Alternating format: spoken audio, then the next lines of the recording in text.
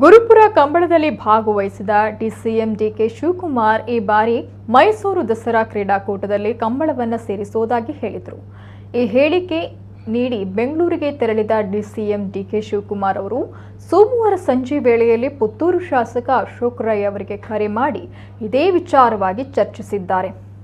ಮೈಸೂರು ದಸರಾದಲ್ಲಿ ಕಂಬಳ ಆಯೋಜಿಸಬಹುದಾ ಅಂತ ಕೇಳಿದ್ದು, ಇದಕ್ಕೆ ನಮ್ಮ ಪೂರ್ಣ ಸಹಕಾರ ಇರೋದಾಗಿ ಹೇಳಿದ್ದಾರೆ.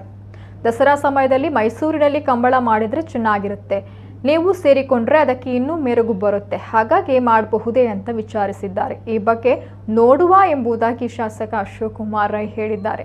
ಎಲ್ಲರ ಸಹಕಾರ ಸಿಕ್ಕರೆ ಬಹುಶಃ ಮೈಸೂರು ದಸರಾದಲ್ಲಿ ಕರಾವಳಿಯ ಕಂಬಳ ಕ್ರೀಡೆ ಆಯೋಜನೆಗೊಂಡು ಕಂಬಳ ವಿಶ್ವ ಪ್ರಸಿದ್ಧಿಯನ್ನ ಪಡೆಯುವ ಸಾಧ್ಯತೆಯನ್ನ ತಳ್ಳಿ ಹಾಕುವಂತಿಲ್ಲ. ಗುರುಪುರ ಕಂಬಳದಲ್ಲಿ ಕೊಟ್ಟ ಮಾತನ್ನ ಕಾರ್ಯರೂಪಕ್ಕೆ ತರುವಲ್ಲಿಯೂ ಡಿಕೆ ಶಿವಕುಮಾರ್ ಪ್ರಯತ್ನಿಸಿರುವುದು ಕಂಬಳ ಅಭಿಮಾನಿಗಳಿಗೆ ಸಂತಸ ತಂದಿದೆ. ಈಗಾಗಲೇ ನಾವು ತೀರ್ಮಾನವನ್ನು ಮಾಡಿದ್ದೇವೆ. ಇದಲ್ಲದೆ ಸದ್ಯದಲ್ಲೇ ನಾನು ಮುಖ್ಯಮಂತ್ರಿಗಳು ಮತ್ತು ನಮ್ಮ ಮೈಸೂರು ಜಿಲ್ಲಾ ಮಂತ್ರಿಗಳಿಗೆ ಹೇಳಿದ್ದೇನೆ, ನಾನೇ ಬಂದು ಈ ವರ್ಷ ಈ ಮೀಟಿಂಗ್ ನಲ್ಲಿ ನಾನು ಉಪಾಧ್ಯಕ್ಷನಾಗಿ ಆ ಸಮಿತಿಯ ದಸರಾ ಸಮಿತಿಯಲ್ಲಿ ನಾನು ಪಾಲ್ಗೊಳ್ತಾ ಇದ್ದೇನೆ. ಮುಂದಿನ ವರ್ಷ ಈ ಒಂದು ದಸರಾ ಕ್ರೀಡಾಕೂಟದಲ್ಲಿ ಈ ಒಂದು ನಮ್ಮ ಕಂಬಳ ಕಾರ್ಯಕ್ರಮವನ್ನ ಇದನ್ನ ಪ್ರತಿ ವರ್ಷ ಕೂಡ ನಡೆಸಲಿಕ್ಕೆ ಪ್ರೋತ್ಸಾಹ ಸರ್ಕಾರವನ್ನ ತೀರ್ಮಾನವನ್ನ ನಾವು ಮಾಡ್ತೇವೆ.